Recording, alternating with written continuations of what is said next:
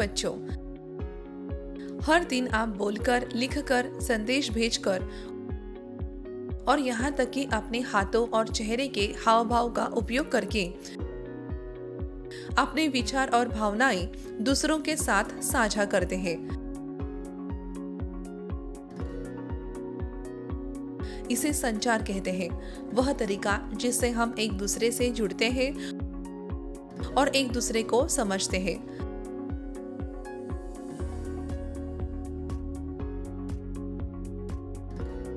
संचार के कई तरीके हैं। हम बात कर सकते हैं, पत्र लिख सकते हैं, फोन पर टेक्स्ट भेज सकते हैं और सांकेतिक भाषा का उपयोग कर सकते हैं, जिसमें बिना शब्दों के संवाद करने के लिए हाथों के संकेत और चेहरे की गतिविधियों का उपयोग किया जाता है।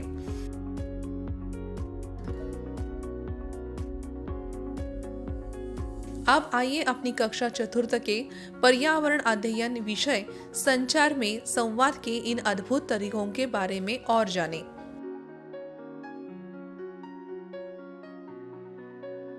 सीखने के परिणाम। इस सत्र के अंत तक आप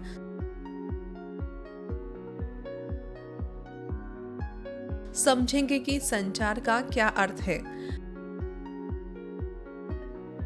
संचार के विभिन्न तरीकों, बोलना, लिखना और सांकेतिक भाषा की खोज करेंगे।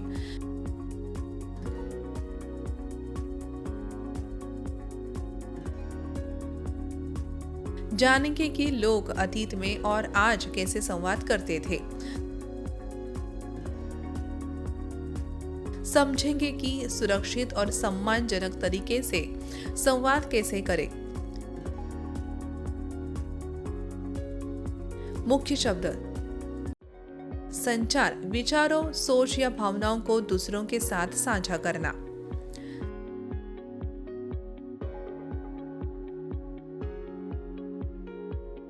जनसंचार एक ही समय में कई लोगों तक जानकारी भेजना, जैसे टीवी या अखबार के माध्यम से।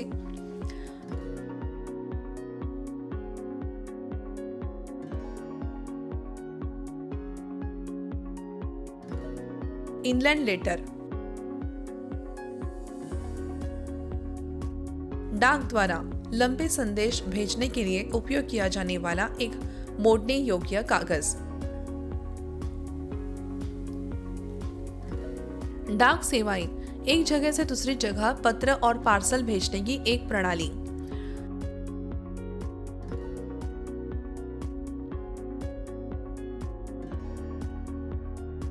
ईमेल इंटरनेट का उपयोग करके एक डिवाइस से दूसरे डिवाइस पर संदेश भेजना।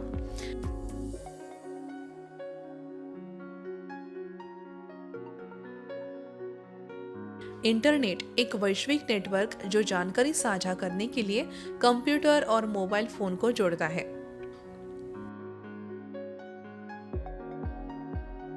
संकल्पना मानचित्र पर एक नजर डालें।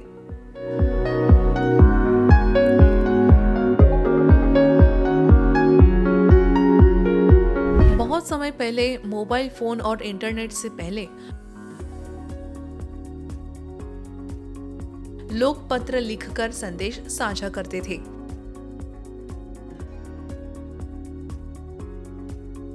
वे अपने विचारों को दूसरों तक भेजने के लिए पोस्ट कार्ड, इनलैंड लेटर और लिफाफों का इस्तेमाल करते थे।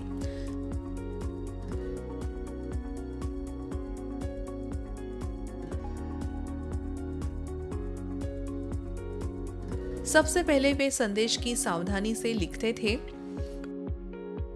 फिर लिफाफे में प्राप्तकर्ता का पता लिखते थे और उसे डाक पेटी में डाल देते थे।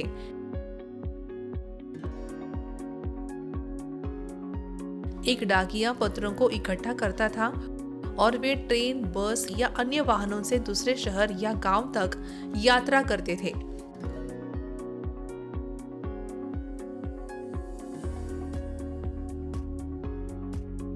छटाई के बाद एक और डाकिया पत्र को सीधे व्यक्ति के घर तक पहुंचाता था।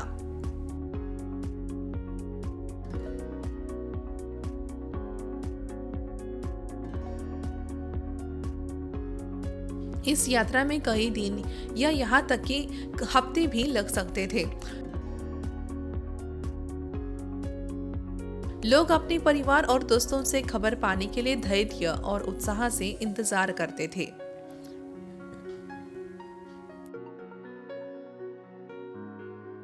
क्या आप जानते हैं, हर डाकघर को देशव्यापी स्तर पर एक नंबर दिया जाता है।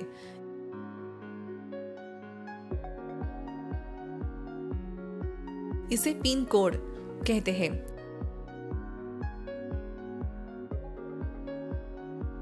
यह पिन कोड पते पर लिखा जाना जरूरी है।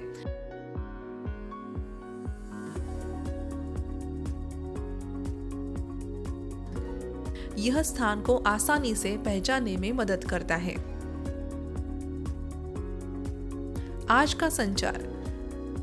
आजकल चीजें बहुत अलग है।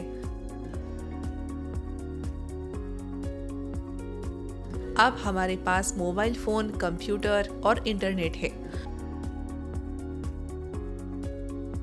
हम कुछ ही सेकंड में संदेश भेज सकते हैं।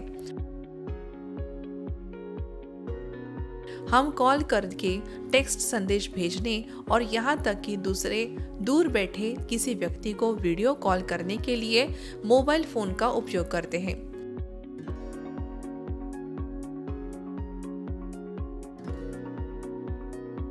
हम उनका चेहरा देख सकते हैं और उनकी आवाज एक ही समय में सुन सकते हैं।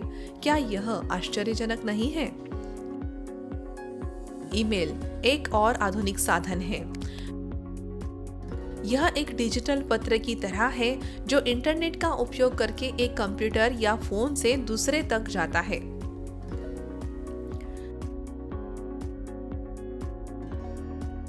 एक से एक संचार। जब हम केवल एक व्यक्ति से बात करते हैं, जैसे अपने दोस्त, शिक्षक या परिवार के सदस्य से, तो इसे एक से एक संचार कहा जाता है। हम उन्हें फोन पर कॉल कर सकते हैं, एक व्यक्तिगत पत्र लिख सकते हैं, संदेश भेज सकते हैं या बात करने के लिए सांकेतिक भाषा का भी उपयोग कर सकते हैं। हाँ, सांकेतिक भाषा। यह संवाद करने का एक बहुत ही खास तरीका है, खासकर उन लोगों के लिए जो सुन या बोल नहीं सकते। सांकेतिक भाषा। हाथों से बात करना। सांकेतिक भाषा में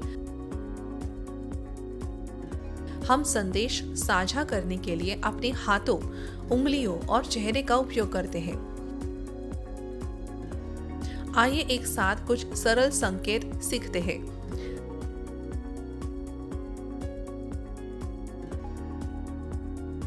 हेलो कहने के लिए हम अपना हाथ हिलाते हैं। धन्यवाद कहने के लिए हम अपनी उंगलियों को अपनी ठोड़ी पर छूते हैं और हाथ को आगे बढ़ाते हैं। क्षमा करें कहने के लिए हम मुट्ठी बनाते हैं और उसे धीरे से अपनी छाती पर रगड़ते हैं। क्या यह सुंदर नहीं है? सांकेतिक भाषा हर किसी को शामिल महसूस करने में मदद करती है। आप कल्पना करें कि आप किसी एक व्यक्ति को नहीं बल्कि सैकड़ों या हजारों लोगों को कुछ बताना चाहते हैं।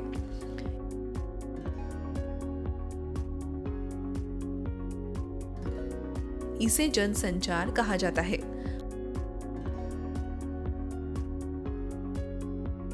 हम जनसंचार के लिए अखबारों, रेडियो और टेलीविजन का उपयोग करते हैं।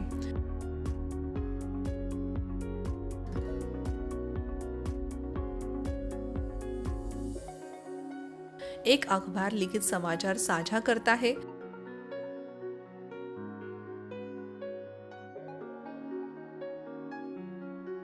रेडियो हमें संगीत, समाचार और साक्षात्कार सुनने देता है।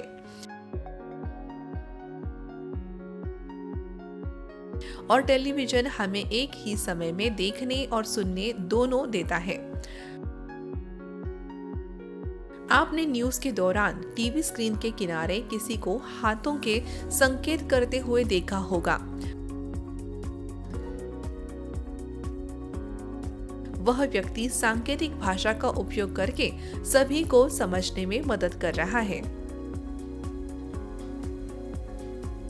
सोशल मीडिया साझा करने का एक नया तरीका। आजकल लोग व्हाट्सएप,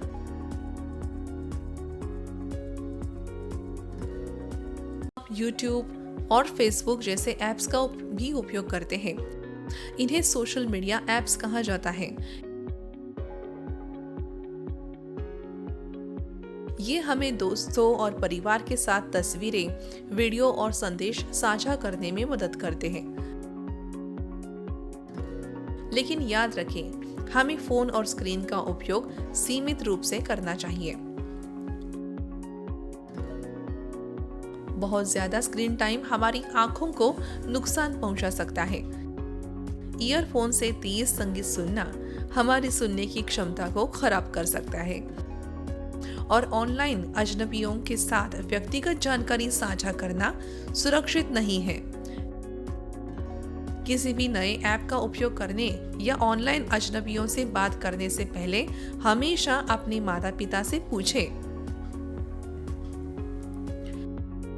तो बच्चों, अब आप जानते हैं संचार हमारे चारों ओर है।